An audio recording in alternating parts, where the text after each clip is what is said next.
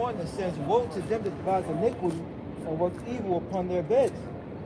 When the morning is light, they practice it because it is in the power of their hand."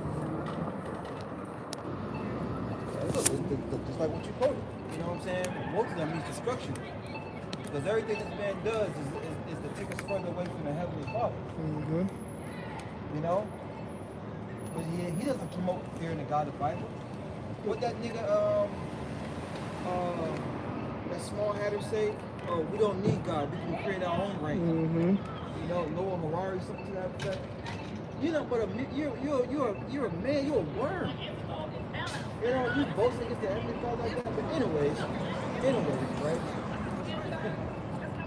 They work evil upon their beds. Well, how can we get the Israelites further away from, you know, their God, their power? Because they know that must be, you know, we're defenseless. If we turn away from the God of the Bible, we're defenseless. That's why they continue to call us black when no one's black, no one's white. Hello, they didn't start calling themselves white until the 1600s. Hello, you know what I'm saying? Yeah, cause that feels like our superpower, all right? And you know what I'm saying? And sin is our kryptonite. That's what he do, man. That's all he do is promote sin. All right? That's all you see within the on your tell live vision. All right? And these different media and different platforms, all right? That's all he promotes. Yeah, man, now people soak it up. What's that say? Kenny said, Kenny said, you know what I'm saying? Promoting whoredom. You don't see no more white woman doing that. You don't see the Edomite woman doing that. You definitely don't see Ham doing that, or Ishmael. Mm-hmm. Right? It's only the people on this side. How you doing, man? Hey, we're doing great. This place is about to be destroyed, according to the Bible. All right. We're feeling great. This is Sirach chapter 2, verse 15. They that fear the Lord will not disobey his word. This is true. This is true. And they that love him will keep his ways. Because 2/3 of our people, man, they lack discipline. All right? And you know, the faithful servants of Yahweh Hashem Yahushua, you know, that remnant, you know, they're going to submit willingly, all right? Because they know that remnant know that there's a reward, all right? And most importantly, you know, first and foremost, you know, that remnant, hey, what you want? They want deliverance, okay? You know, they want righteousness, all right? They want to see Yahweh Shah, you know what I'm saying, sitting on that throne. Which of course, you know, he's still on the throne, all right? But you know, we want to see it in, you know, we want to be able to see our Lord, you know. We want to be able to hug him and tell him we love him, man, and thank him for everything that he endured for us to be a nation. This is what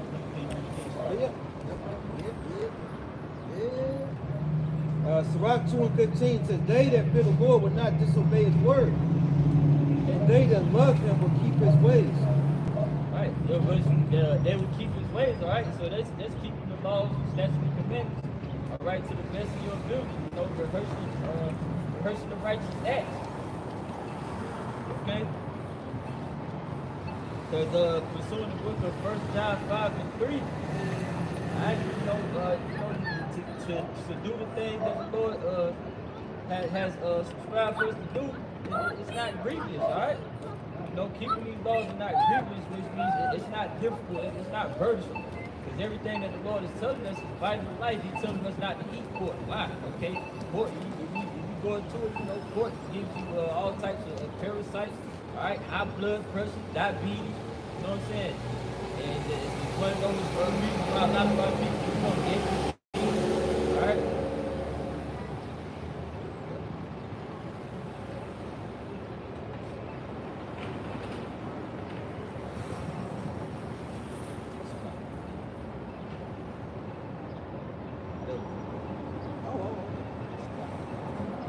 I was trying to think of, it was, you know, like I said, you know, because all the things that the Lord is telling us are, you know, pretty much, you know, vital for us, right? Yeah. You know, it's pretty much for the betterment of our health and our well-being. Fear.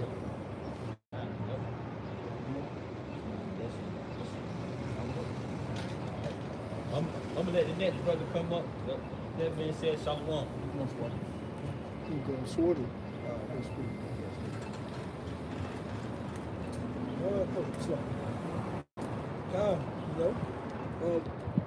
We can, I guess we kind of stay on some fear until we get it conversation. Sirach 2 verse 9. It says, it's like in verse 7. It says, "Ye that fear the Lord will wait for his mercy, and go not aside lest you fall." We that fear the Lord will wait on his mercy. First and foremost, what we know, I was done 2 and 15, right? We can read all the way down. Oh, kind of. We already know that fearing the Lord coincides with obedience, right? So those who are being obedient to the Lord, we got to understand it. But we waiting on mercy, right? We're waiting, patiently waiting. Don't the scriptures say, good comes to those who patiently and quietly wait for the salvation of the Lord, right? So we're not making no waves, we're not making no big splashes, right? We're not trying to be all seen. What we got going on right now, going the law, statutes, commandments to the best of our abilities, coming out here to the highways and byways, that's enough. That's exactly what the Lord told us to do. We don't need no gimmicks or nothing extra.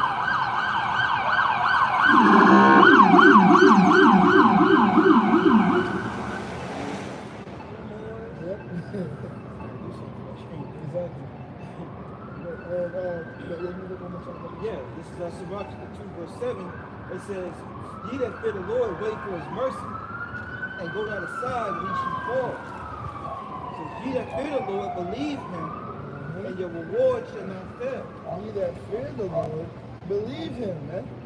Believe him. When it said and cause them to be written in paper, that they are faithful and true, right? So and like it's gonna read later on in this chapter, we can't be faint-hearted. We can't be one foot in the world, one can't hokey pokey with the Lord, man.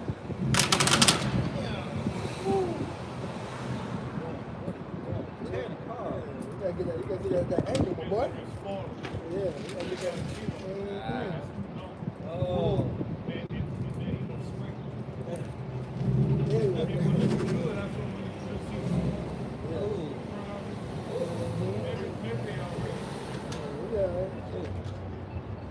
Anyway. Yeah, Sirach 2 and 8.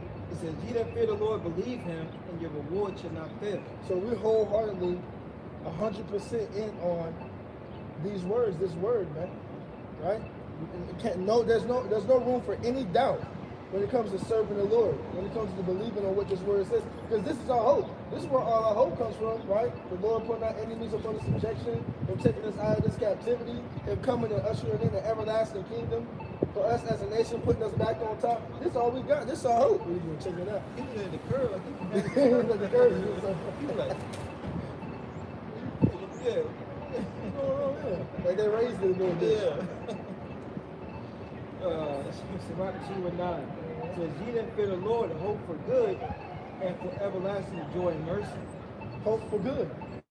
What we just named something through the Spirit. What's the good? The end of this society, the end of this kingdom, the end of this devil's rulership, right? The Lord made the world for our sakes, right? And that the Lord is going to put everything back in its natural order. That's good, right? And everything that has to happen before that happens is also good. So when we talk about what the destruction, or the hell, the chaos that's about to ensue upon the face of the earth, right? What the Lord said He's going to do is going to bring the plagues upon the world, the sword, famine, death, and destruction. And if that has to happen for us to get the kingdom of heaven, so be it, man. Good, right? And then the Lord said, did the scripture say that? And the day of the Lord shall be darkness and no brightness in it. Right? Shouldn't it? Right. Those of us with the understanding know that it should absolutely be that way, man. Sirach 2 reading on verse 10, it says, "Look at the generations of old and see that ever trust in the Lord and was confounded." Right. Look at the generations of old. And this is our hope. This is our comfort right here. Right? After we go into all the things that's about to happen, right, on the face of the earth, all the trials and tribulations and anguish, right? Cannibalism coming back to the all-time high, the destruction that's about to befall America, right? Where everybody's partying and Dreamville festing it up, right? Those of us who understand it, you read this, look at the generations of old though, right? Look at Daniel. Look at This first Maccabees chapter 2 verse 50 it says, now therefore my sons, be ye zealous for the Lord, and give your lives for the covenant of your fathers. Right. Be zealous for the law, man. That means fervent, that means hot, that means into it, man. Not halfway in, not 75%, 25%, a whole 144% in on keeping the law, such commandments, of course, to the best of our ability, and putting our best foot forward in serving the Lord.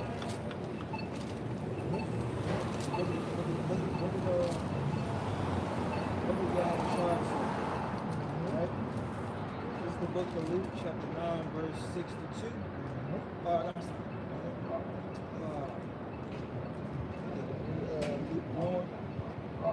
Luke 1, that's a speedy app. Yeah. I can look it up real quick. But, yeah. I can get it for you. It's up to you what you want it. Yep. Yep, you can read that one more time. Yeah, it's First Maccabees, chapter 2 verse 50. Now therefore my sons, be ye zealous for the law, and give your lives for the covenant of your fathers. Because thou art lukewarm. Yeah. Okay. I thought it was in Luke though. Yeah. It might be in both. Yeah, it might be. Go ahead and read. Okay, yep. Okay. This is Revelation chapter 3 and 16.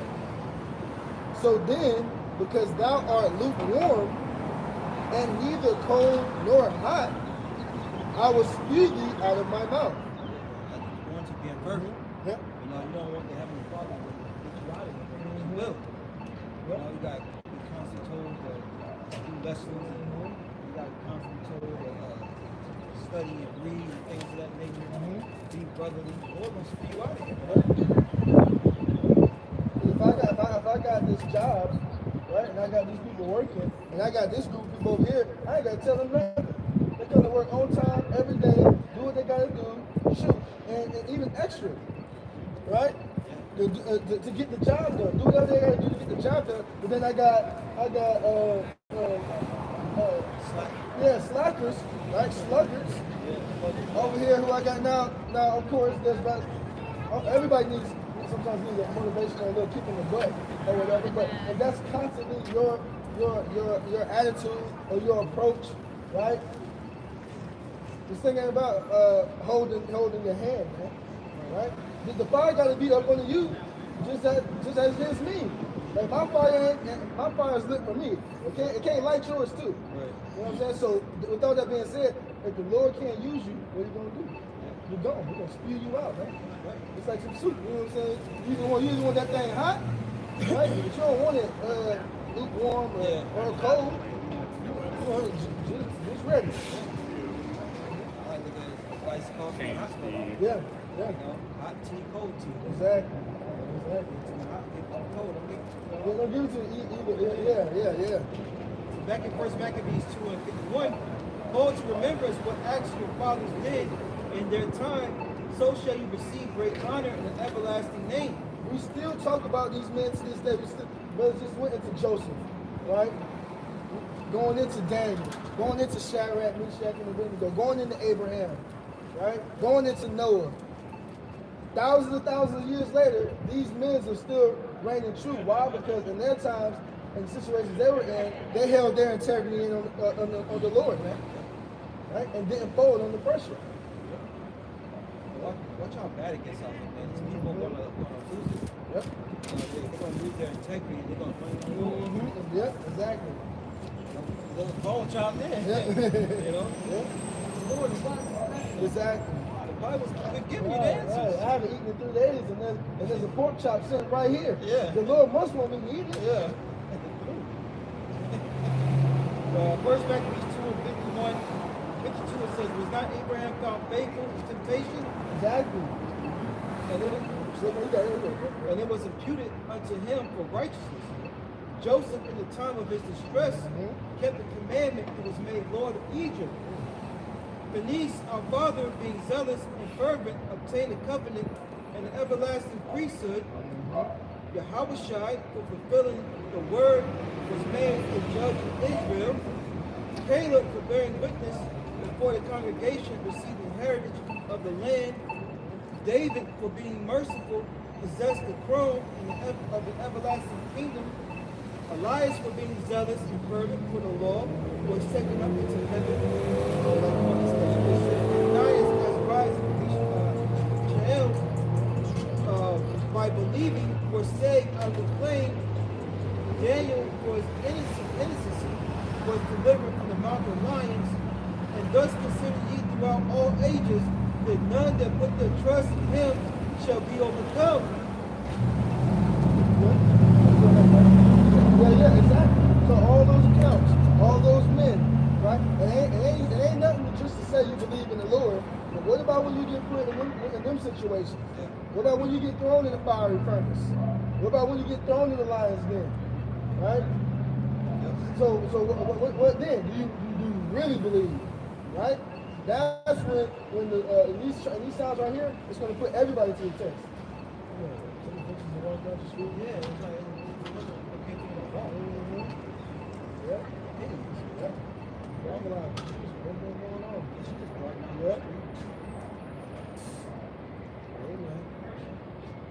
that time is coming though. So back to Sirach 2 verse 10. So it says, look at the generations of old and see. And it said, did ever any trust in the Lord and was confounded? Or did any abide in his fear and was forsaken? Or whom did he ever despise and called upon him? Whoever was there.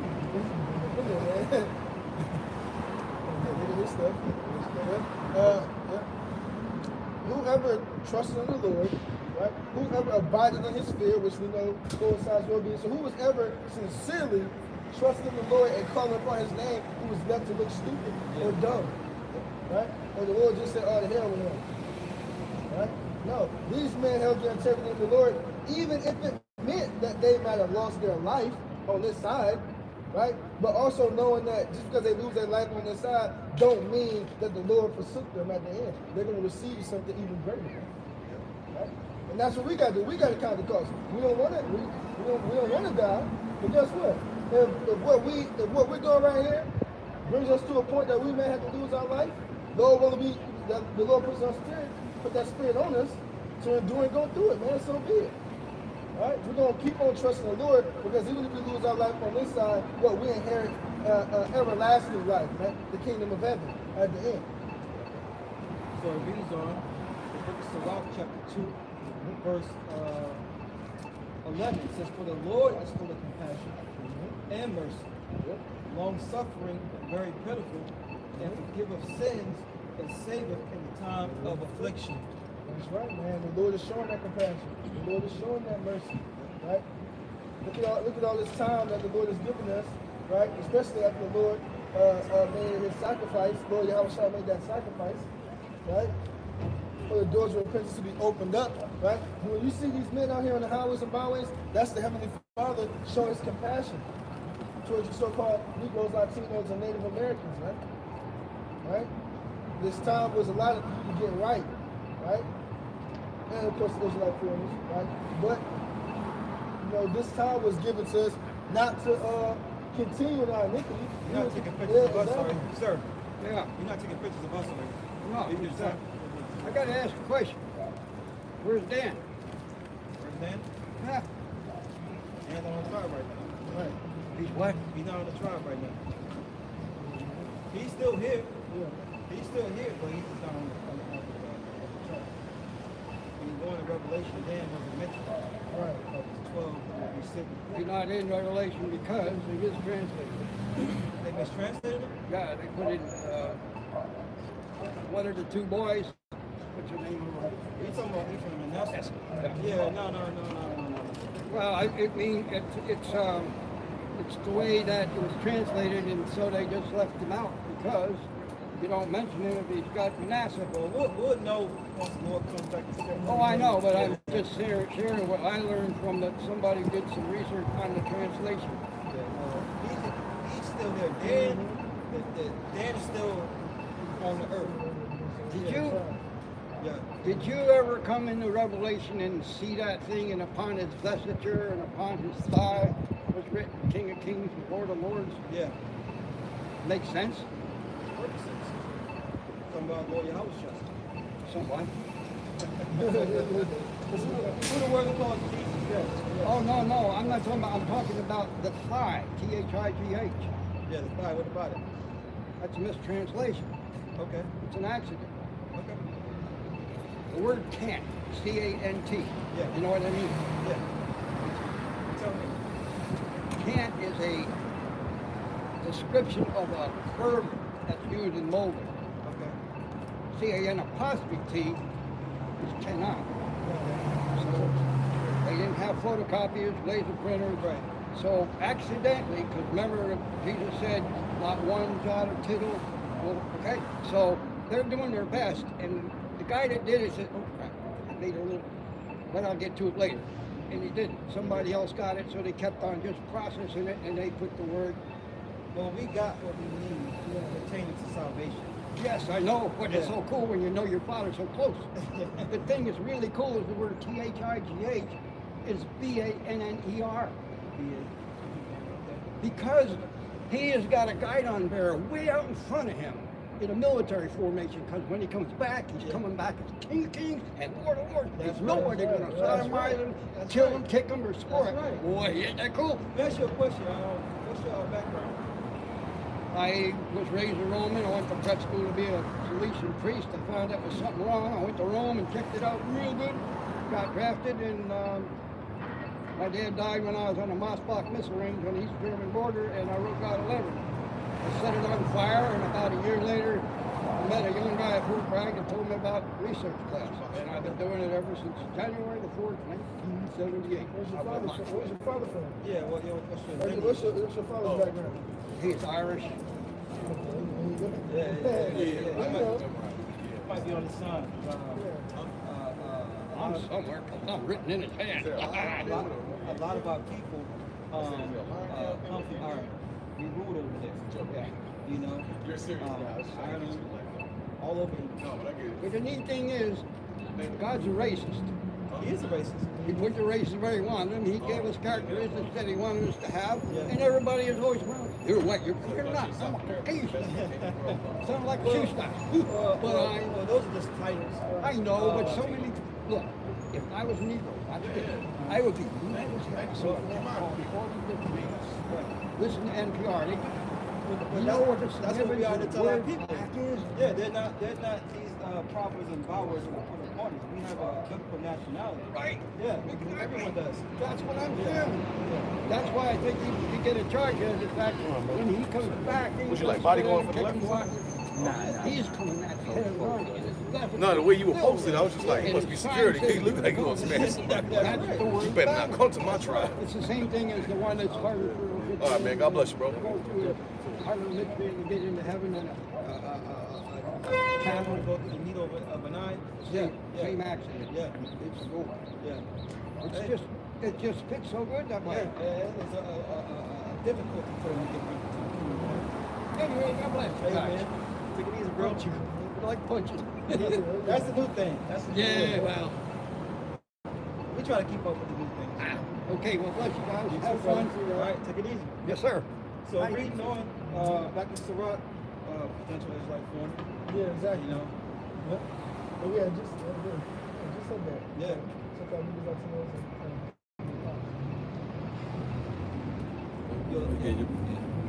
So.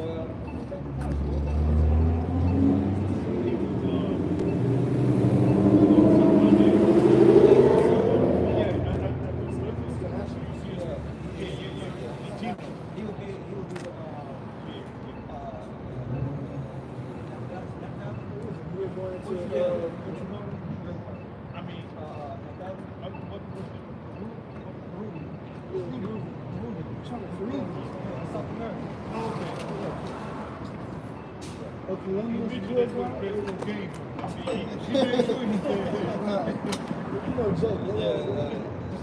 Yeah, my 122. Right. Looking like no knowledge. They throw a curveball. Yeah, they go, yeah. Who's up here with Bibles? And, yeah, man, the best go get. That's big. So it's, back to the scripture. Yeah. So Sirach chapter 2 and verse 11 says, "For the Lord is full of compassion and mercy, long suffering, and very plentiful, and forgiveth sins and saveth in the time of affliction." Right. The Lord is showing us pity right now. The Lord is showing us mercy. Right? The Lord is showing us compassion right now. Right? By having, first and foremost, committed the Lord out here on the highways and byways, starting off with the apostles, the elders, great millstone, right? Now the sister goes on down. Right? This is him showing that compassion. Right?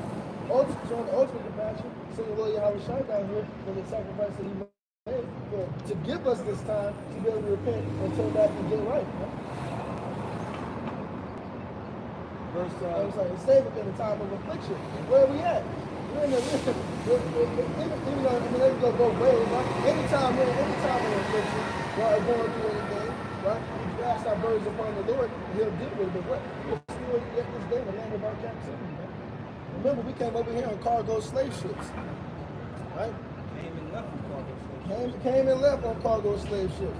Mass genocide was committed here with this double touchdown in the late 1400s, right? And just because it seems like a long time to us, the Lord is going to save us out of this time of affliction as well. Lord, we're going to be a part of that number. So reading on Sirach 2 and 12 says, "Woe be to the fearful hearts and faint hands, and the sinner that goeth two ways." It says, "Woe to him that is faint-hearted, for he believeth not, therefore shall he not be defended." Right. And I would read that, 12. It's Sirach 2 verse 12. "Woe to the fearful hearts and faint hands, and the sinner that goeth two ways." Right. Woe to the faint heart and the weak hands. Those that don't want to do the work. Those that don't want to come in this ministry and get your hands dirty, man. Right? Because not everybody is called to be a prophet. Not everybody is called to do the work. Right? But you know, right? If you can sit on the comment board and you can drop 10 precepts on the topic that one of the brothers is going into, 10 precepts is a lesson. It might even be 2, depending on what you're going into. So what? That would be the time for you to start putting your hand to the plow. Right? Able-bodied men, you so-called Negroes, like Texas and everything, right? Everybody might not be able to come out and come to the highways and byways. But what? Also doing whatever you can for the ministry. If you're not called to be a prophet, right? You serving you still serve the Lord in some shape, form, way, or fashion. What? Helping the ministry. What the scripture said about giving a prophet a reward. Right? You receive that, you get a prophet's reward, right? So, hey, look, your faint hands, right? Weak-minded, because faint-hearted, weak meaning faint, heart going back to the Hebrew word loud, which means your mind. So if you're not fully persuaded in your mind, right, to serve the Lord, man, hey, look, man, the Lord ain't got nothing to do with it. The Lord don't need you. So reading on verse 14, it says, "Woe unto you that have lost patience, and what will you do when the Lord shall visit you?" Right. Those guys that was about it, that was in it, right?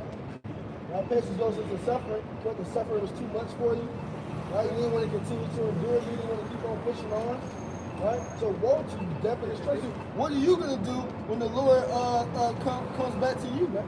Comes to visit, man? Right? What you gonna tell the Lord, man? When you knew the truth, you was out here, you quote unquote believe, right? But then you took your hands off the plow. What's your excuse to the Lord again, man? When the Lord starts enacting his vengeance upon this person, man. You know the Lord ain't coming on the talk. But the Lord said he's coming to render his anger with fury and his rebuke with flames of fire, man.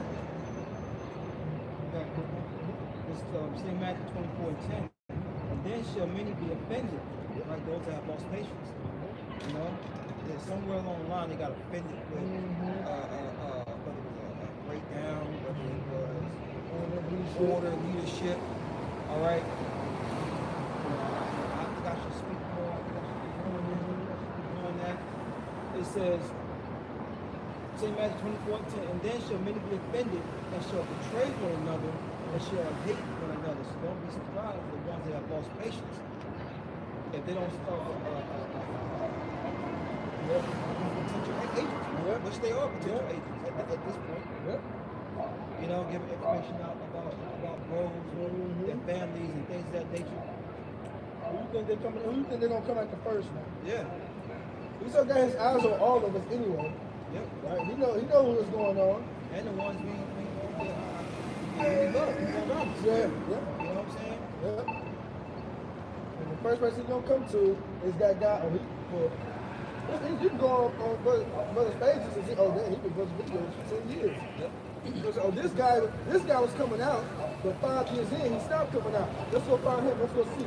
Let's go see what he got going on now. All right? What you know about these guys? What you know about these brothers? You know what I'm saying? We know about your family too. You know, I'm just throwing out some areas. And those are the guys that's going to give up. They already gave up. Yep. They gave up on the Lord. Yep. on their Savior. On their salvation. Yeah. So if they gave up on their salvation, what makes you think they gonna hold anything for you? Exactly. Cowards. That was on that. You want to say there's some prophecy? Yes. What was that? What were we at? I keep reading. I'll finish the whole chapter. Okay, yeah. Yeah. So it says, verse 15, Sirach 2 and 15, says, they that fear the Lord, that's what I said. Oh, yeah. They that fear the Lord will not disobey his word, but they that love him will keep his ways. Right. You know, talk about, I love the Lord this, I love the Lord that, love. This is showing you right now. Because love and fear coincide with each other. If they that fear the Lord will not disobey his word, right, deliberately, because we go off, right, all the time, but we're not going to make our life to where we're constantly living in sin and iniquity, right? And if you love him, right, love, right? If loving the Lord is wrong, I don't want to be right. What are you going to be doing? You're going to be keeping his ways, right? So anybody preaching that keeping the law, statutes, commandments, and keeping walking after the ways of the Lord is done away with, they don't love the Lord, and they're trying, and you have to beware of those men, or they take your crown, right? Yeah, you said they both go hand in hand. They're both actions. Exactly. They're both things you have to put into action. Yep. The fear of the Lord. Well, how do I fear the Lord? Like I mentioned earlier, you're going to refrain from sin. All right? You're not going to do things that the Lord is not with you. You're not going to be partakers in this age. The things they celebrate, the things they do. You're not going to be a part of the American diet. Shrimp and grits. Nothing wrong with shrimp grits. You know? Yeah, I have fish and grits. Yeah, exactly. You know what I'm saying? Salmon and grits. Salmon and grits. Pretty good. I love grits. Yeah. That's what I'm saying. That's why you know how people are so simple. Because there's an alternative for everything. Yeah. I had never had beef bacon until I stopped eating pork bacon, and I was like, well, damn, if I would have found out about beef bacon first, I would have been eating that. Right. There's an alternative for everything. You find time to turn, though. Turn halfway. That's the thing. Done. Yep. You get it. But yeah, like you said, both actions. The woman comes to you and said, "Oh, I love you. Show me." This is Psalm 42 and 24. Did you finish, bro? Yeah. This is all things are done one against another, and he has made nothing imperfect. So for something, there's something else to balance it out. So you have, like he was going into, you have, people who eat pork bacon, but you can also eat beef bacon. You know, the Lord has made options, man. You don't have to eat fucking catfish, though. You can eat fish that has fins and scales. Somebody the other day, with my coworker, she was vegan, and she had crab cakes, and she asked me if I wanted some, and I was like, no, I don't eat no crab. And I was like, I thought you didn't eat. She was like, no, it's not real crab. It's a mushroom, or it's like plant. You know what I'm saying? And she just dressed it, like put the sauces on it, like you would a crab cake, but it's all plant-based. I was like, okay, that's pretty cool. You know what I'm saying? She was like, I used to eat it, and I like the taste, and I found an alternative for me to still enjoy what I like without damaging my body. And I was like, that's beautiful. Yeah. That's good. That's good. The Lord put these things in for a reason. Yeah. Yeah, exactly. Right, and that was never his too. Sirach 2 and 15 it says, they that fear the Lord will not disobey his word, and they that love him will keep his ways. They that fear the Lord will seek that which is well pleasing unto him. They that fear the Lord will seek out that which is well pleasing unto him. So if you fear the Lord, what are you going to be doing? You're going to be okay. This right here puts the Lord on, right? What makes the Lord happy? Right? Well, we know obedience makes him happy. But okay, that's just a very good statement. You gotta be obedient to the Lord. But what are the things that the Lord commanded us to do? Okay, no shrimp, no pork, no crab, no lobster, Tyrone's baby mama, off limits, right? No more tattoos, because you know we in this society. Brothers might got a sleeve, but no more tattoos, right? I don't know if I said it, no blunt cigarettes back in my house, right? Just a few of the things that the Lord commanded us to stay away from. So now that I know what not to do, right, I'm going to abstain from any and every situation that might put me in that realm, right? Because I don't want to I want to do things that please the Lord, not that pisses him off. Well, it's funny, they were Black Mouse and all that stuff. Well, that stuff comes with the image. You know, that comes with the image of, I'm breaking, I'm being bad. Right. You know what I'm saying? Well, this is the coolest thing we're doing right now, what we're doing. You know? Imagine if there is they're doing it on the left-hand side. Yeah. As far as like pastors, they're being glorified. But imagine if you really glorified for real truth.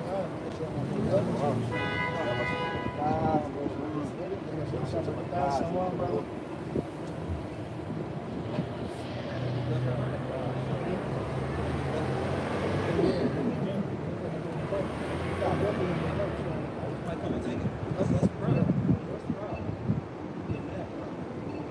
Anyways, Sirach, scripture said, and you know, those that fear the Lord, which is well pleasing unto them, unto him. It says, and they that love him shall be filled with the law. They that love him shall be filled with the law. Showing you that love ain't just some warm, fuzzy feeling in the bottom of your stomach. You're getting butterflies. Now, this is that. Yeah, that's it, right. You know what? Being filled with the law. Doing the things that please the Lord. If a man say he loved, so that tells you what? So any man that says that the laws of the Lord are done away with, the love of the Lord ain't in him. He don't really love the Lord. There's no way he can love the Lord if he ain't filled with the law. If he's not acknowledging the Lord in all his ways, right? Yeah, for sure. Wisdom of Solomon, chapter 7, verse 28. It says, for Yahweh loveth none but him that dwelleth with wisdom. Right. And what is wisdom? Wisdom is the fear of the Lord. What is the fear of the Lord? The fear of the Lord coincides with obedience. Right? Coincides with love, with all that. Love, trust, faith. Because if you love the Lord, you're going to keep his ways. If you trust the Lord, you're going to trust that following after his ways is going to get you where you want to be. Right? Your faith is going to be backed by the works of you following after the Lord. All hand in hand, all the same. Right?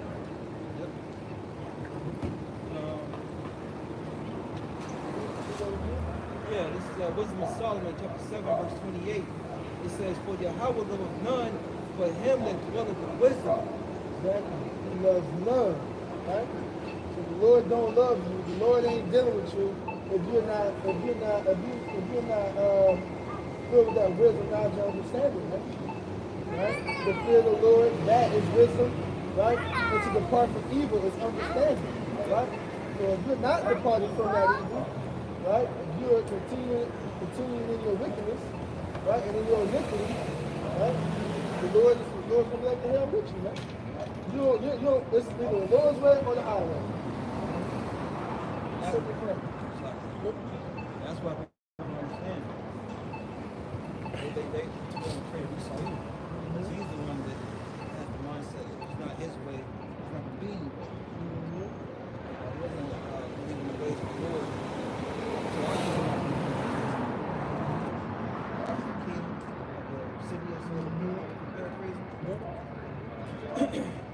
verse 17, back in Sirach 2, verse 17, it says, they that fear the Lord will prepare their hearts and humble their souls in his sight. Right. They that fear the Lord will, I'll read it again. This is the book of Sirach, also in Ecclesiastes chapter 2, verse 17.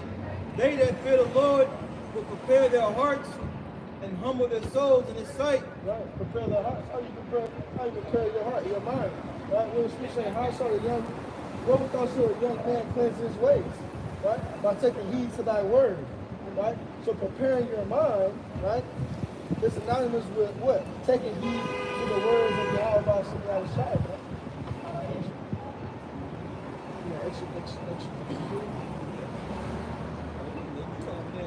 Yeah. You know they catching the shuttle from here too. Right? Yeah. It's synonymous with following after the ways of the Lord, right? Yep, last verse, Ecclesiastes chapter 2, verse 18 says, saying, we will fall into the hands of the Lord and not to the hands of men, for as his majesty is, so is his mercy. Yeah, we won't fall into the hands of the Lord, man.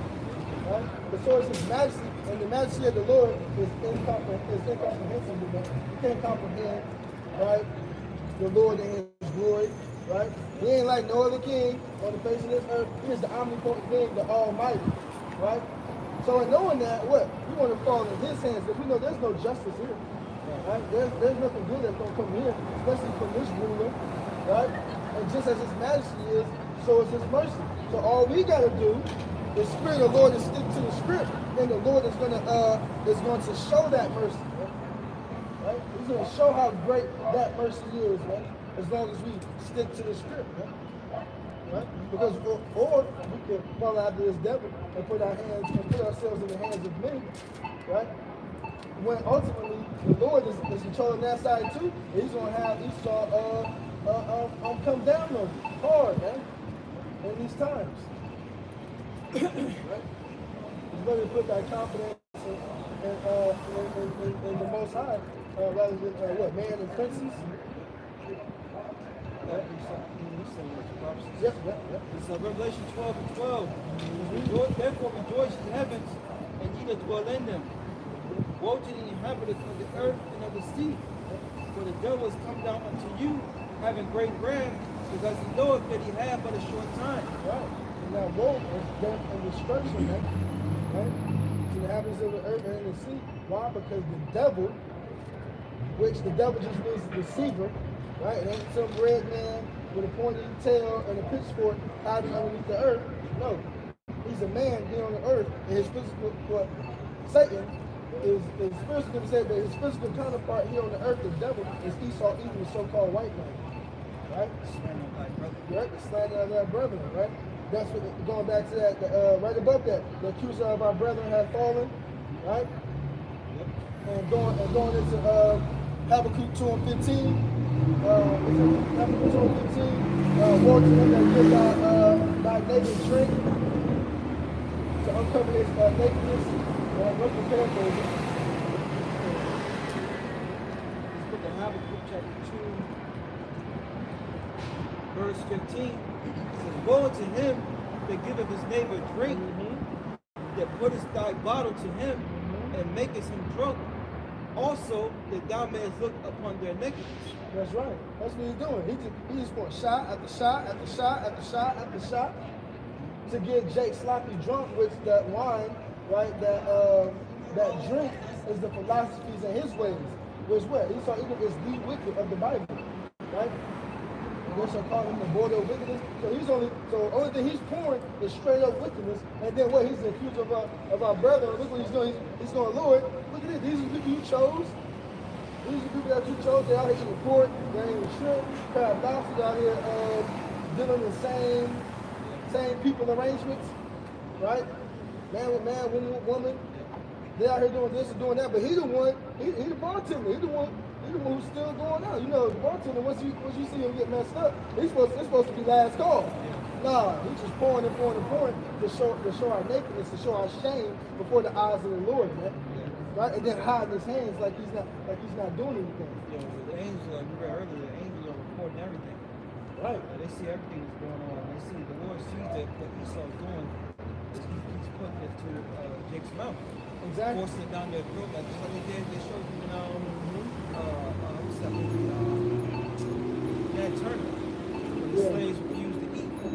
This man took the ice pick and chilled their teeth out, man, and poured food down their throats. So he's forcing our people, forcing wickedness down their throats. Yeah. And they say, oh, look at him. Nigga, you the one who did it. You forced it. This is Habakkuk 52 verse 15. Woe unto him that giveth his neighbor drink, that putteth thy bottle to him, and maketh him drunken. Also that thou mayest look upon their necklace. And what's showing is sin. What's going on? Making the things that are contrary to the scriptures, making those delicacies and things that are high value in the society, when it all goes contrary to the ways of the Yahweh Shema and Shema. And this devil knows that. Yeah, because I forgot what it was, but shellfish used to be like prison food, slave food. It was never a delicacy, but that was another tool that Esau he could use against the Israelites. And his work to perfection on his side. Lobster. Yep.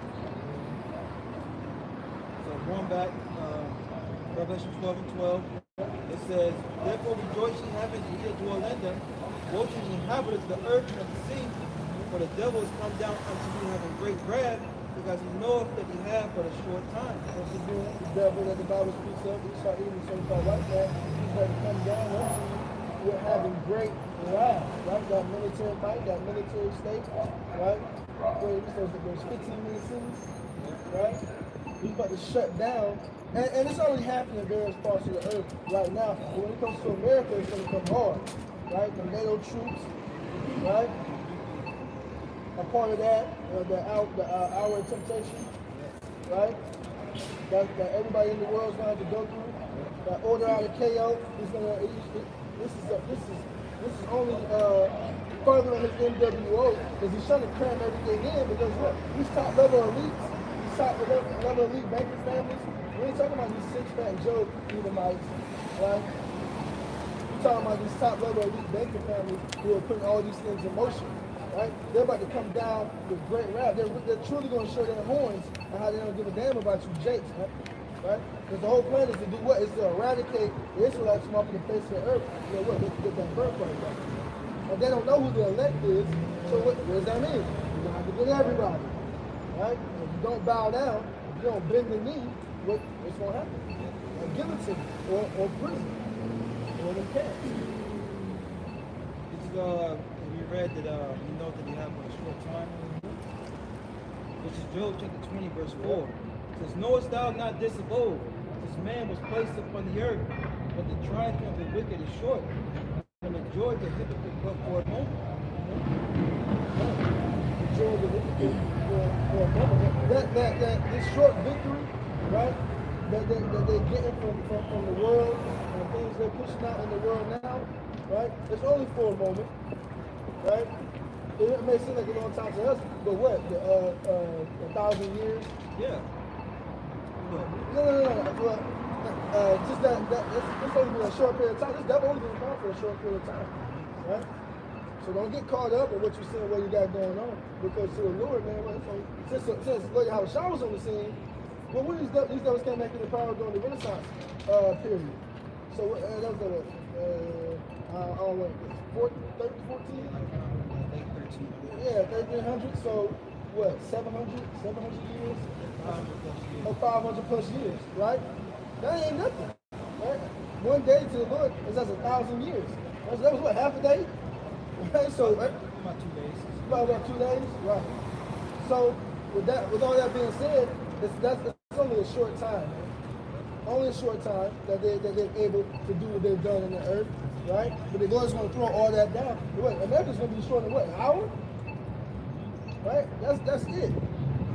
Right? All of this devil is going out is going to be going down low, right? Especially compared to what the Lord's going to bring for us, which is an everlasting kingdom forever, man. Right? Yeah, I want to make a point. You said something like, yeah, it makes sense it's taking a long time. Yeah, because when you're suffering, every moment feels like an eternity. You know what I'm saying? But when you're living your best life, you're like, man, time is flying by. You know, I ain't getting enough time to do this and do that. And that's what's happening with this end up book. That's why you know, all the time, like, Operation Warp Speed. What you said that? Trying to cram everything in like a last minute test. That was in on that. I mean, I can keep reading if you want. But...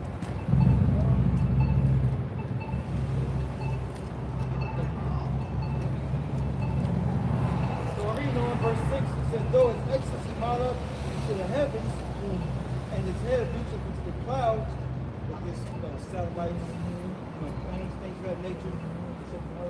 Yep. It says, yet he shall perish forever like his own dung. They which have seen him shall say, where is he? He shall fly away as a dream, he shall not be found. Yea, he shall be chased as a vision in the night. I also which saw him shall see him no more. He shall his place shall be more behold. It's going back to Obadiah 1:18. Visions man can be done away with.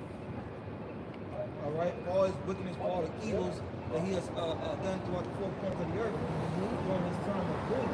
Yep. This man has showed you how not to run the age, man. And that's Israelites have to learn that the hard way. Chase your ass a dream. So when you have a dream, the dream is so vivid and so clear and so real, but then later on when you wake up, you like, you can't even remember, can't even piece it together. That's how Esau gonna be, man. If it wasn't for the fact that the Lord had that spirit on us to remember in the kingdom, we would be telling that story to the you know, those who are born through the ones elect. Lord willing, we're part of that number ourselves. But nah, man, it's gonna make it on the first go round. Yeah, to make it on the first go round. Yeah. You being born through the ones of the elect, that means you ain't making it. You ain't making it on the first like go round. Yeah, I know what you meant though. You gonna make it on the first go round. First go round. That was yeah, so Revelation 12. Oh yeah, yeah. No. Come down with great wrath. So all these things that we about is going to come because how this devil is going to come down, man. It's going to come down hard, man. Right? Yes. This is the Jeremiah 30 verse 4. And these are the words the Lord spake concerning Israel and concerning Judah. For thus said the Lord, we have heard a voice of trembling, of fear, and not of peace. They shoot here right now. On the highways and byways. Right? The name of the Lord. We're coming with that message. And it's a message of warning, man. Yep. A message of warning of things to come during this times. Right? Tribulation like no other. Like you got to read. Yep. It reads on to Jeremiah 30 verse 5. It says, for thus said the Lord, we have heard a voice of trembling, of fear, and not of peace. Ask me now and see whether do a man travail with child. Wherefore do I see up a man with his hand on his loins as a woman in travail, and all faces are turned into paleness. Right. So does a man give birth? Does a man have to go through contractions and birth pains? Right? Of course not. So why is Jeremiah saying men bent over, wailing, crying, as if they're about to give birth? Because of these times that we're about to head is going to be so bad. The times that we're about to head into are about to be so bad that even the men are not going to know what to do, man. The men are going to be wailing over, crying, right? Because they have no answers. So how much more for these women? We say that all the time. But what it's going to be that bad, man. People are going to be fainting. What's that called when you can't, when you're so scared?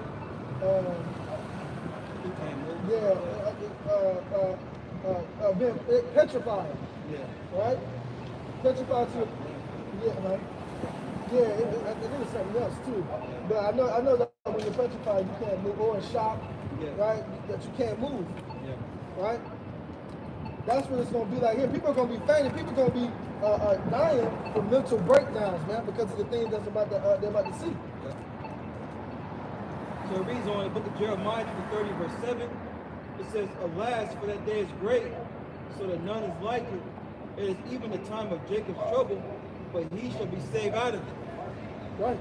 So it's gonna be a time like none other, man. We can talk about all the accounts and all the things that happened in the earth. We're talking about the flood.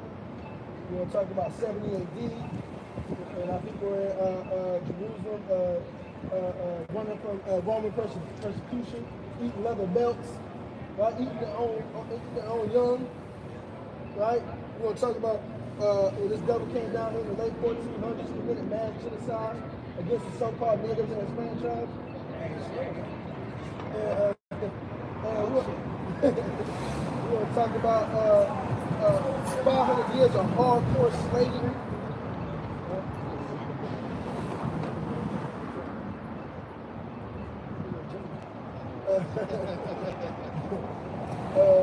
Right. So no other time. I don't know if I said it, the flood. Right. We're talking about the flood here, where the whole population of the earth was destroyed except for 8 souls. Right? These times can't even compare to this singular time that we're heading into now, right? That we're in, that's only going to climax, right? From here on, from every day on out. Right? But ask them in Haiti. How they feeling down there right now, right? Their mindset right now. That's only going to come to America, and it's only going to come hard, right? Why? Because America is the epicenter of wickedness here on the earth.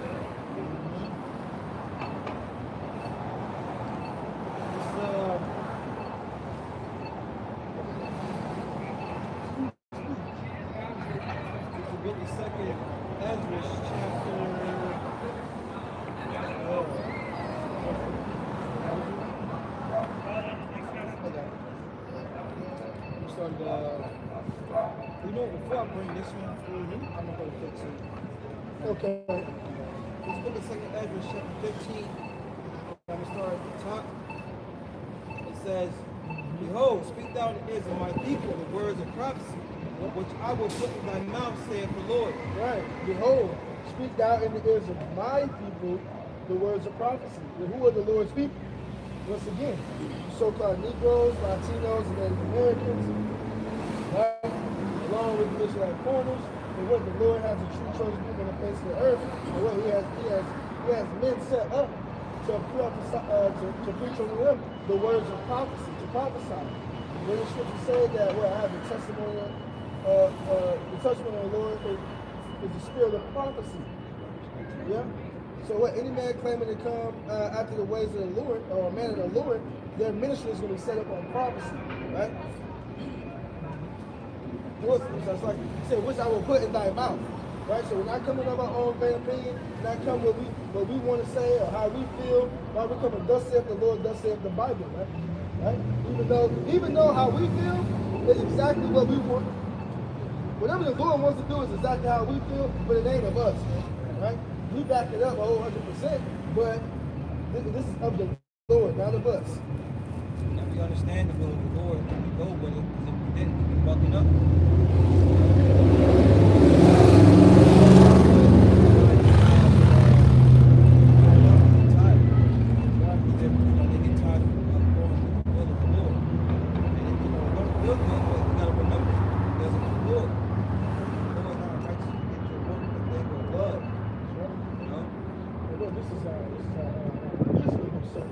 Yeah, reasonable. Very reasonable. Says less than our iniquities deserved, right? Right? Come out here going up our bodies as a living sacrifice is nothing, man. Can you imagine what happened to Esau then? Can you imagine what happened to Esau? If the Lord was us blessed with our iniquities deserved, scriptures tell you was that Daniel 9, no one suffered. Only the Daniel 9 and 11, yeah, right? Nobody else suffered more than Israel, right? But Esau will. Nobody hasn't. But Esau's going to get it worse, man. And it's going to be done. It's kind of hard to think about because of how bad Esau has done us. Yeah. Right? It's kind of it's not hard because we understand, but we're not gonna be doing some of the things that Esau was doing, like some of the But, so it's not even. So we gotta use our little imagination. But the Lord gonna give us should meditate terror. meditate terror, exactly.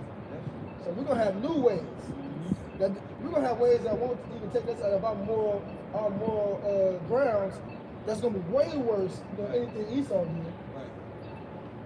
Just back that point real quick. He did some shit. Right. I'm just gonna back that point up real quick. You need a charger? Yeah, but this one. There's one right here. No. I don't know if you're What's one of those? Speak, bro. Yeah. What first service you at?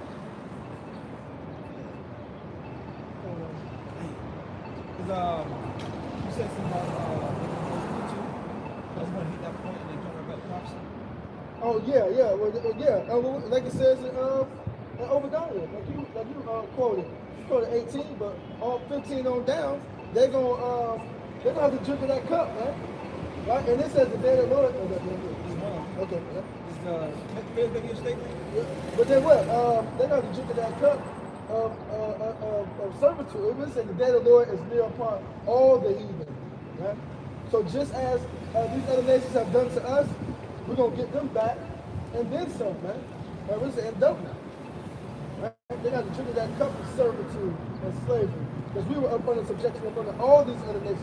All these nations had a hand in the downfall of us as a people. But Esau Edom, he's gonna get it the worst, man. Yeah. This book of Deuteronomy 30 verse 7, the Lord thy God will put all this curse upon thy enemies.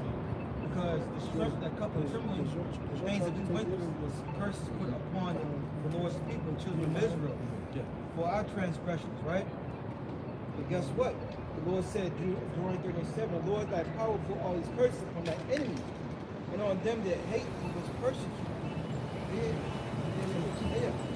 You know, so the Lord's going to put all these curses upon our enemies. And you see it happening now, but it's really going to play out in the kingdom.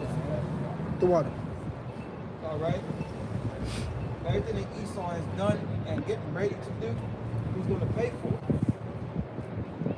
I just wanted to hit that point. We're going to go back to prophecy, because that is prophecy itself as exactly, well. right? Yep. But we're here to warn you, the Israelites, man, of the times that you're living in, what's coming.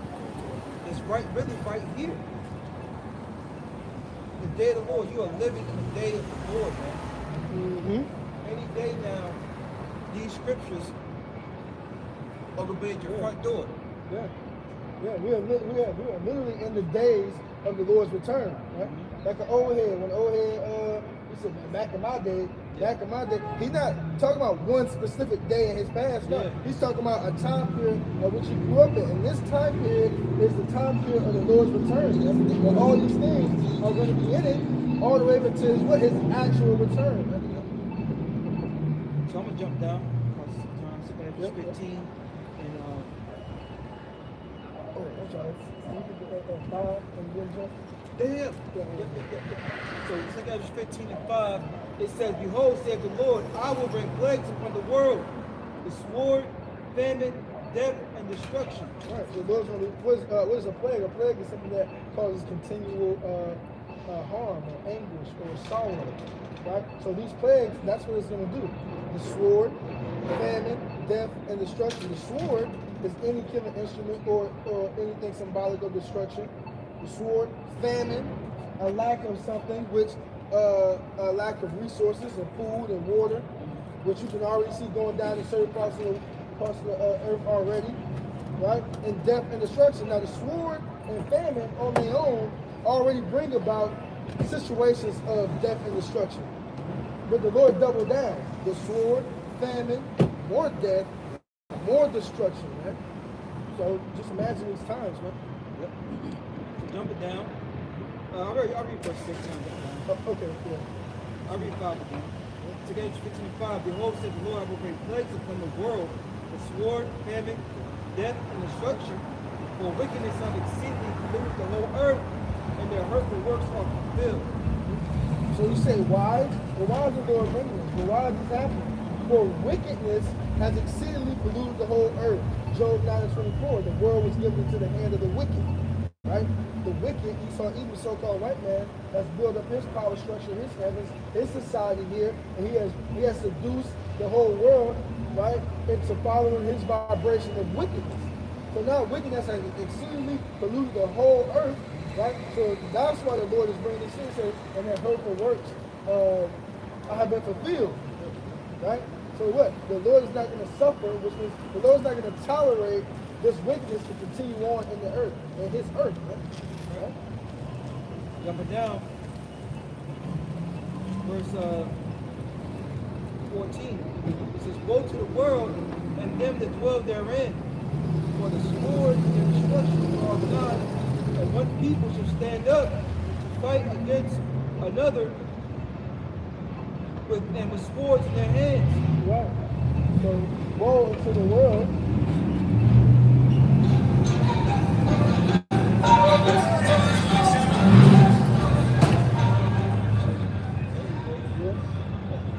So woe to the world of them that dwell therein.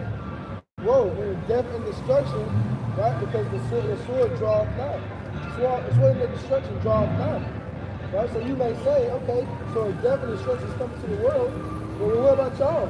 Y'all in the world, right? Y'all here too, right? What y'all gonna get on the plane, get on the boat, get on the cruise ship to Israel? Y'all gonna escape it?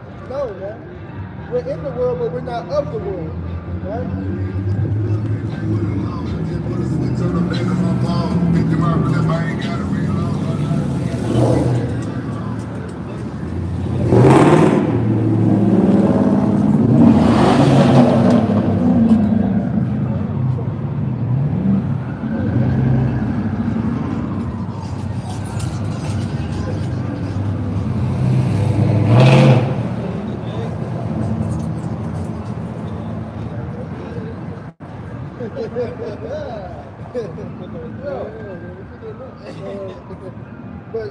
Yeah, we're in the world, but we're not of the world. Lord, when we're part of that number, there's an escape.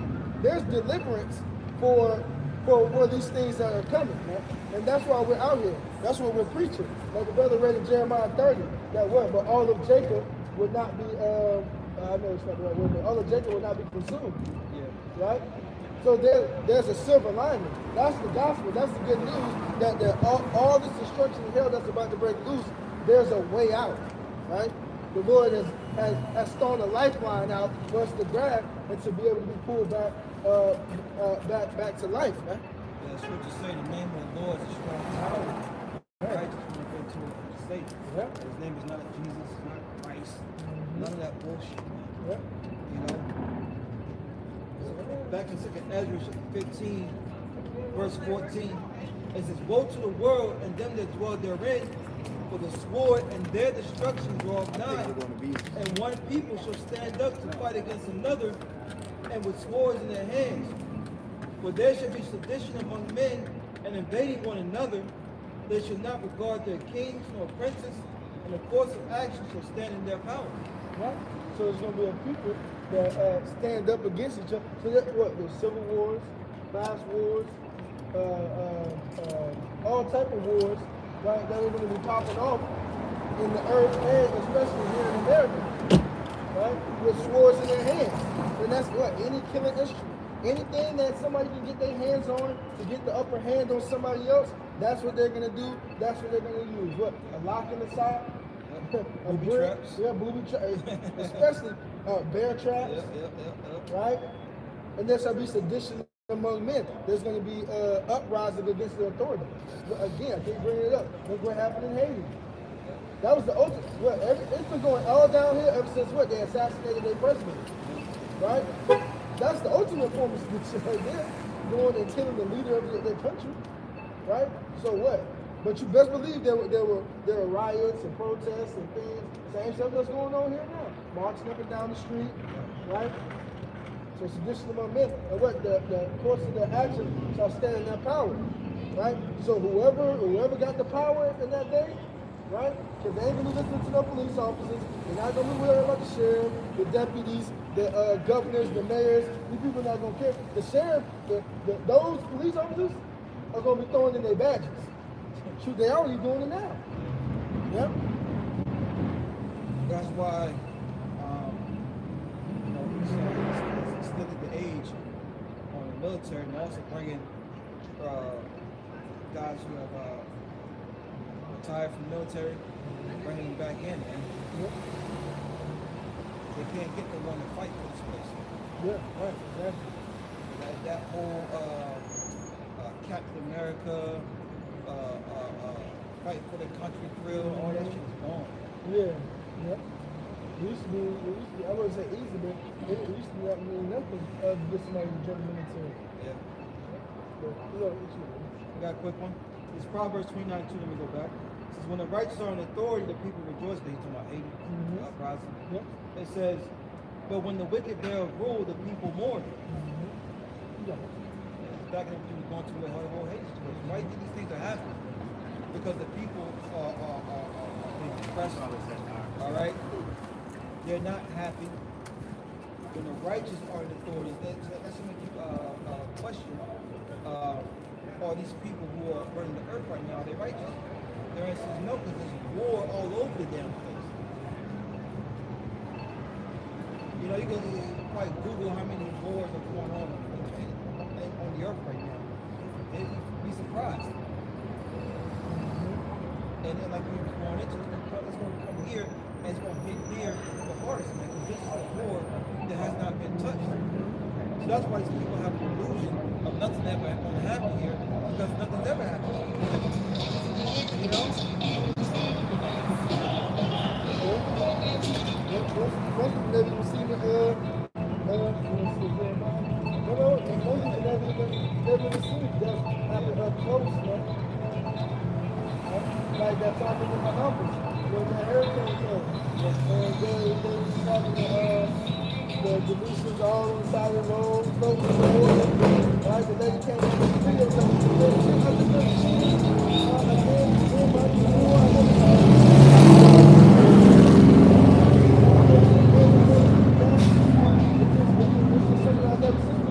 and that's exactly how it is here in America. Right? The only time people have seen death is at a funeral, man. Yep.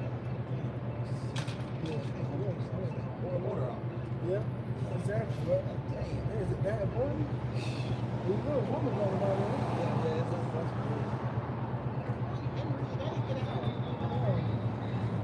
So back in the city at verse 15, and all of this is talking about Jacob's trouble. Jacob is, by process of elimination of the Israelites, so-called Negroes, Latinos, and Indians, according to the seed line of the Father, we are the people that the scripture is talking about when it says it's going to be a time of trouble. Yeah. Like that Benjamin was talking about Nate. It's going to be a time of trouble.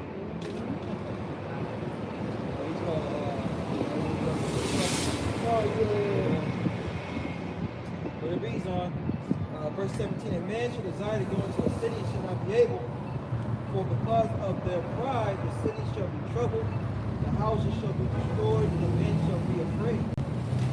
That's when the devil comes out with great wrath. You're going to see that martial law. But they can't even do that right now in Haiti. Right there, that's on it.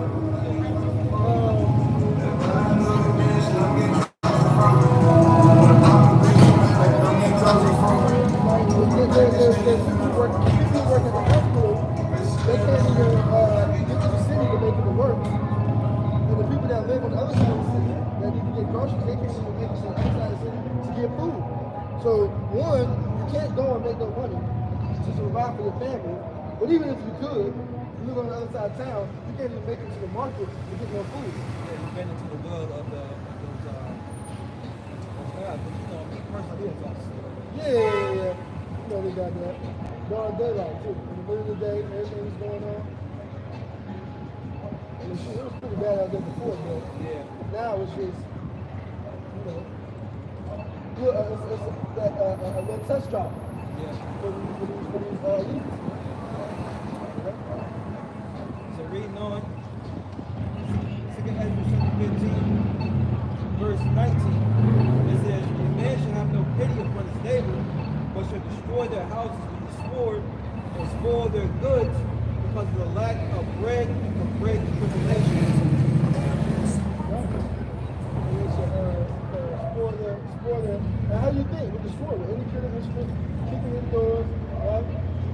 you gotta be careful.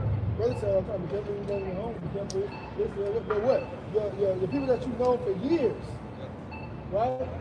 Once their family, once their baby start crying, once their mama need this or need that, they're gonna remember how they seen in your house, right? They know the layout of your house, right? And that's simple. I can attest to it. I got a family member that's been living in the same neighborhood for 25 years. Shoot, just me growing up as a kid, I've been in everybody's house in the neighborhood. You know what I'm saying? Like we know that how everybody's house, they got the same blueprint, the same layout. The bedroom might be on the other side of it, but we know exactly how it is. But what? Tyrone gonna remember when he went downstairs to see all that water in the basement, or when he seen the stuff that you got stocked up. And all the potential hiding places. Exactly. So look, man, we're gonna spoil each other for what? For the lack of bread and for great tribulation. Man. So like the brother just said again about, I don't know what says that, but about those who are saying ain't gonna be no tribulation. Anybody who's preaching, there ain't gonna be no hard times, ain't gonna be no tribulations, right? Everything we just gonna walk hand in hand, skipping and hopping into the kingdom of heaven, man. He's a fool, man. And he's a false prophet. And he's probably bought. You know?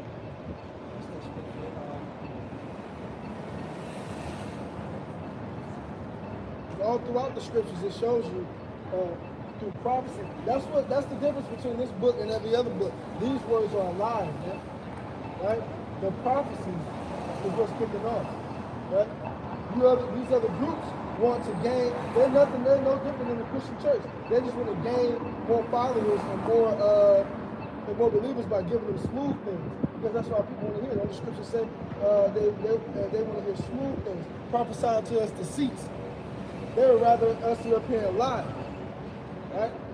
Okay. It's like Jeremiah 14:15. Therefore, thus said the Lord, Yahweh Shai, concerning the prophets that prophesied in my name, I sent them not, yet they say, sword, famine shall not be in this land, by sword and famine shall those prophets be consumed. So the same way that you said, so these prophets who were not sent by the Lord, right? Right. We probably learn something, right, from the apostles and elders and all them coming out here preaching, but then with their own twist on it, ain't gonna be no destruction, ain't gonna be no famine, ain't gonna be no sword, ain't gonna be no death, ain't gonna be no stretching. The Lord gonna feed it to them. Right? Yep. The Lord gonna make them eat it. No pun intended, because it's gonna be famine out here, man. It's gonna be starvation out here. The same thing they preached against, calling us fools, right? Calling us false prophets. They're gonna have to eat those same words in that day. A prime example is what's that ninja? Where you going? About the accusations. Yeah. What's that ninja name? No light. No light. Yeah, full light. Come up against us, call us rapists. Call us grapes. And here it is. You're out here doing it. So the Lord will get you, man. The Lord at least shut that mouth. You know about that guy, Shah Jamal? I don't know if he ever necessarily per se say anything about GMS per se, but just about the ministry and everything in general. He was coming in, talking about Will Cole and coming all this, and kind of found out this nigga got in the woods sleeping in tents. And I don't know the whole story, but he abandoned them or something like that, and they got him living off the grid. And so now they went into when they see other people traveling down this country road, they'll act like they're asking for help, and then turn around and rob the people. And two of the people just went to prison for killing this guy, shooting the girl and killing the guy's friend. Killing their boyfriend. You know what I'm saying? But I'm just saying, out of his own words, we a cult. Right. But you got a real life. First of all, what's the definition of a cult? Exactly. But the negative connotation of a cult, you were trying to throw that on us, and that's exactly what you got going on. Already have a more certain weight. Yeah, exactly. It's like black versus silk. Right. So when they say, oh, you guys are black Hebrew Israelites. Yeah. No. But anyways, we just got peace up. The Lord said, they're gonna be spoiling each other for the lack of bread. Yep. Great tribulation. Great tribulation. Here's another scripture backing that up. 2nd Ezra chapter 6, verse 22. It says, "And suddenly shall the sown places appear unsown; the full storehouses shall suddenly be found empty." Yeah. So these places that look like they're thriving and flourishing and going good right now, right? They're all gonna be empty, abandoned, run down, and the places are full, right? Because what? Walmart, Target, and I work for Target personally myself, and Food Line for that matter. Truck don't come. I mean, it was a ice something or a hurricane or something. The truck came every Tuesday and every Thursday. 1 week we didn't get one at all. The food was gone in 2 days. Food was gone in 2 days because that's what Tuesday and Thursday, right? It come on Tuesday, and Wednesday, and Thursday. Right? I mean, I think 1 week we made it with some stuff on there, but then the next week when the hurricane actually came, we didn't get one on Tuesday or on Thursday. And just that week alone, food was gone. There's no people coming in there trying to board and trying to get everything they want. Right? Everything was off the shelves. Right? Back here, it was recent.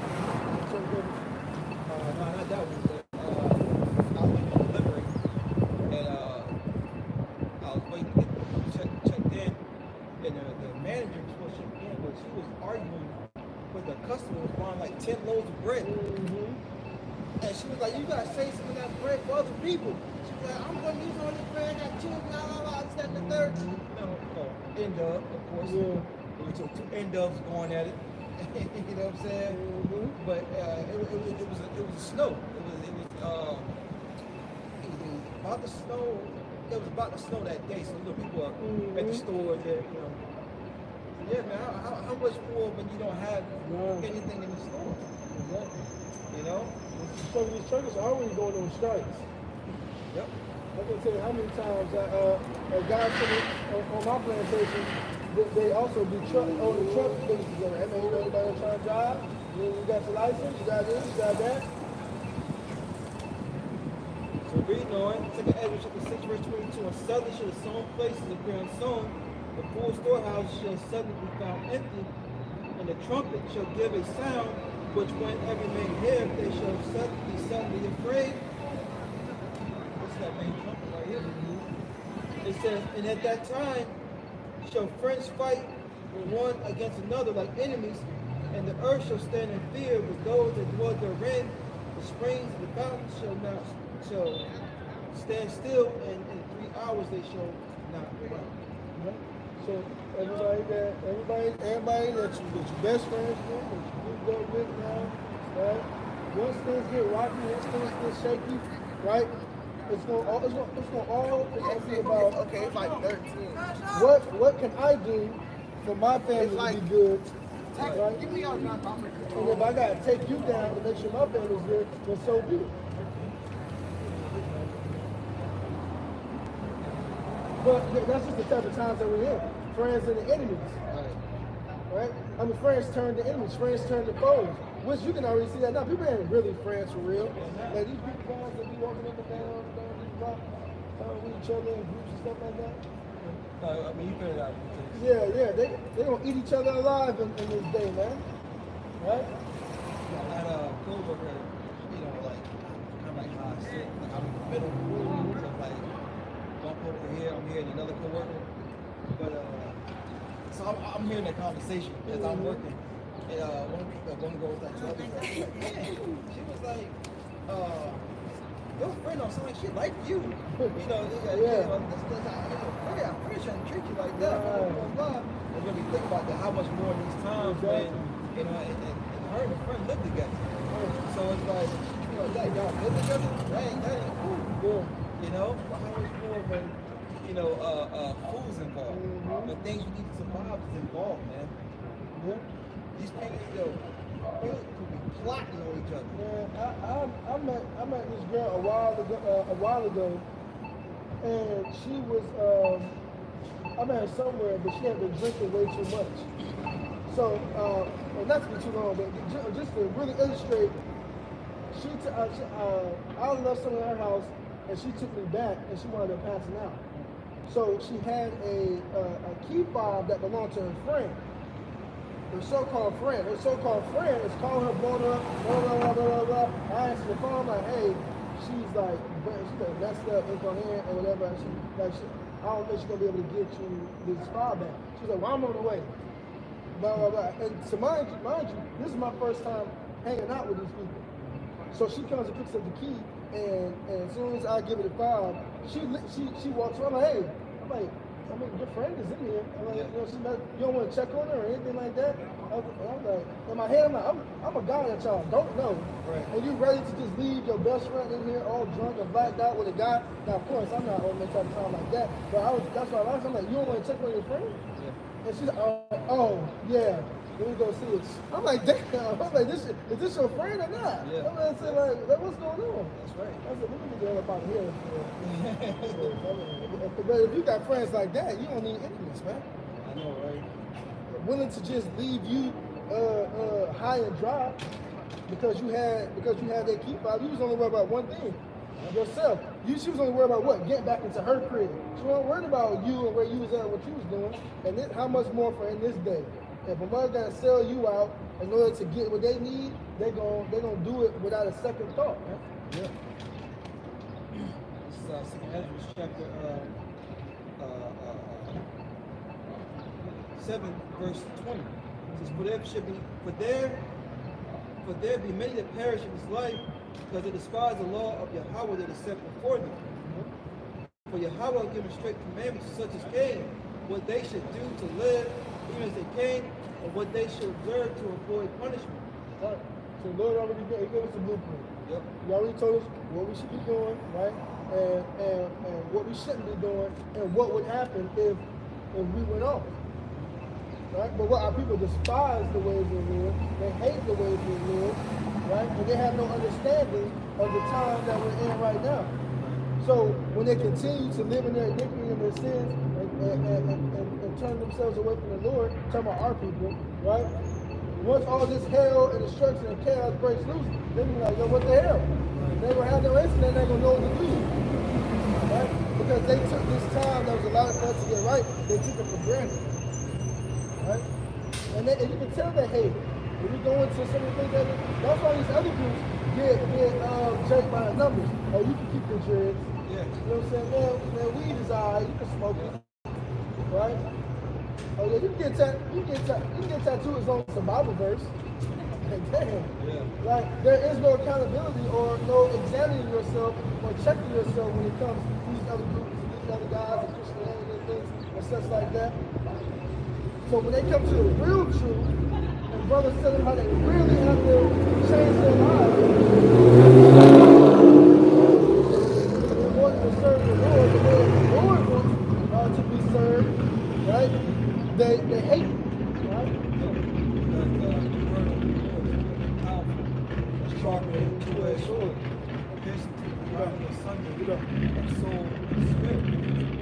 Alright? So it cuts the soul.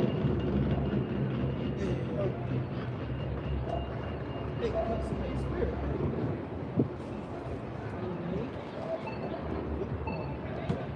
So that's why they get the screw face, and that's why they do that, you know. So that's why they don't want to be around you, because you're coming to the righteous spirit. And you're uncovering their wickedness, man. This light shines on their wickedness, man. They don't want that. They don't want to be reproved. It also shows you that you can't choose this thing. The Lord has to choose you because it cut us the same way it cut them. Yep. When we was doing our wickedness, we were doing whatever. When we heard this word, it was like, our first thought was, and of course it's a marathon, not a sprint. Our first thought was, okay, I'm gonna have to cut this out. We identified immediately, okay, well, is this okay? Can I do this? Well, can I do that? Okay, well, this is gonna have to go. But on the other side is, Oh no, well if I got to do that, then I don't want to serve it. If God can accept me the way I am, then I don't want to serve him. Yeah. Okay. All right. Child won't tell you that. Mm-hmm. Because you come out, you know what I'm saying? Yeah, take that. Yeah. So it reads on 2nd Ezra chapter 6 verse 22. It says, nevertheless, they were not obedient unto him, but spake against him and imagined vain things, and deceived themselves by their wicked deeds, and said of the Most High that he is not and knew not his ways. So what they told you disrespecting him. That's all, man. Good. It's okay, take this again, it didn't come out. Yeah. Oh, It's this. okay. So it says, nevertheless, they were not obedient, so they didn't listen. You know what I mean? Mm-hmm. It says, but spake against and imagined vain things. Yeah. You know, I can tell you, what is that?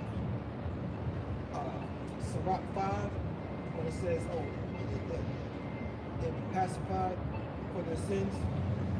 I got it. Look at Sirach 5, verse 7. It says, verse 4.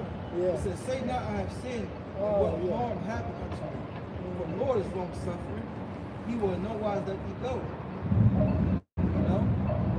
So they're saying, Thank you very much. no problem. Hey, you're reading the Apocrypha. Yes, sir. Yes, sir. Most people don't know what it is. Yeah, that's right. Bless you guys. See you later. You too. It says, Sirach 5,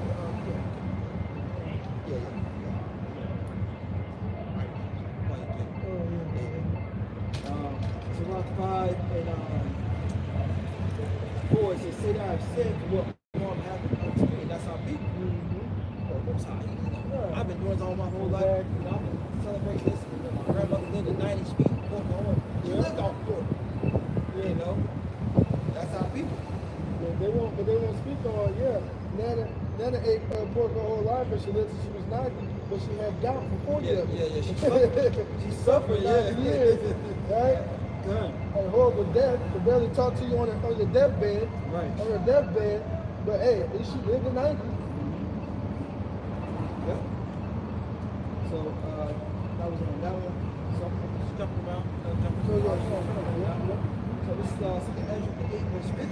For many great miseries shall be done to them that in a lot of time shall dwell in the world because they have walked in great pride.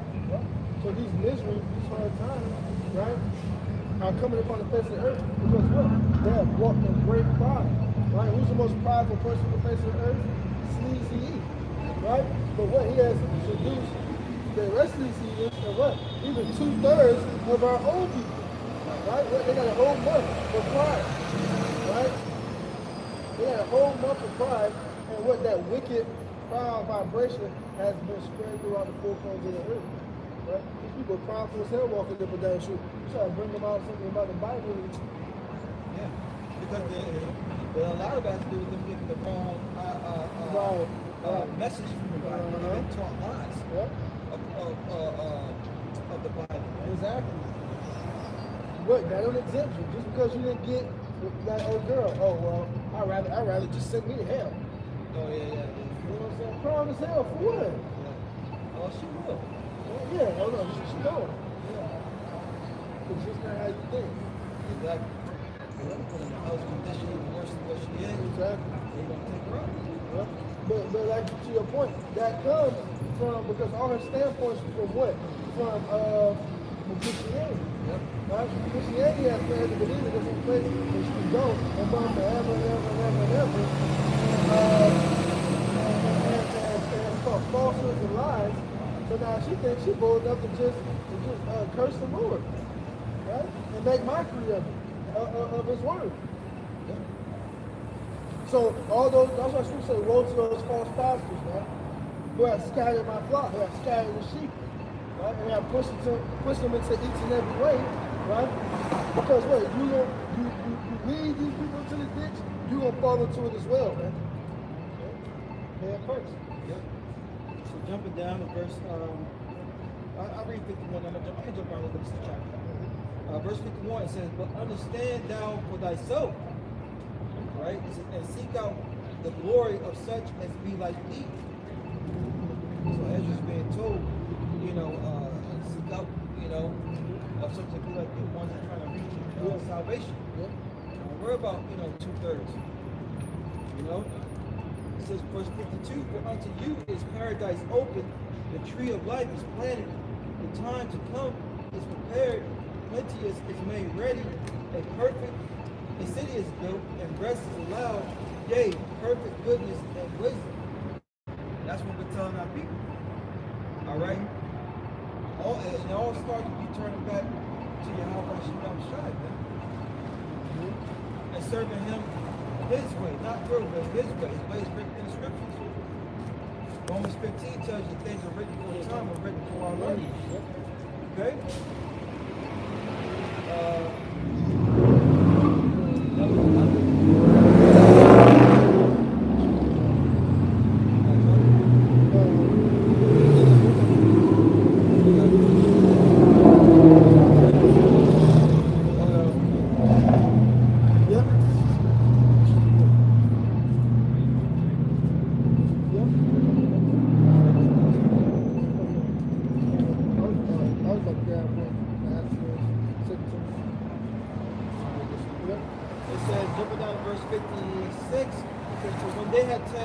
When they had taken liberty, they despised the Most High, thought scorn of his law, and forsook his ways.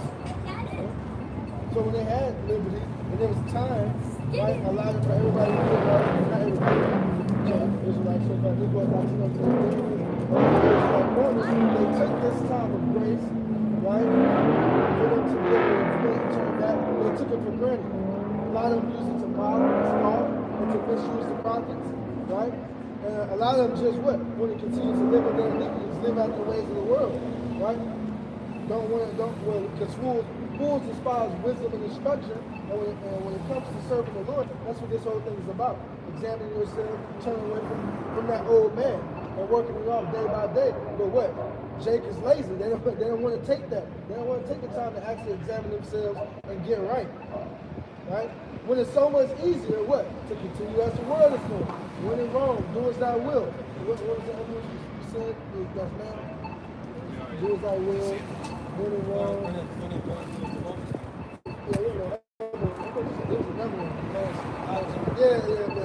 Yeah, but it's the same saying. It's just we going now.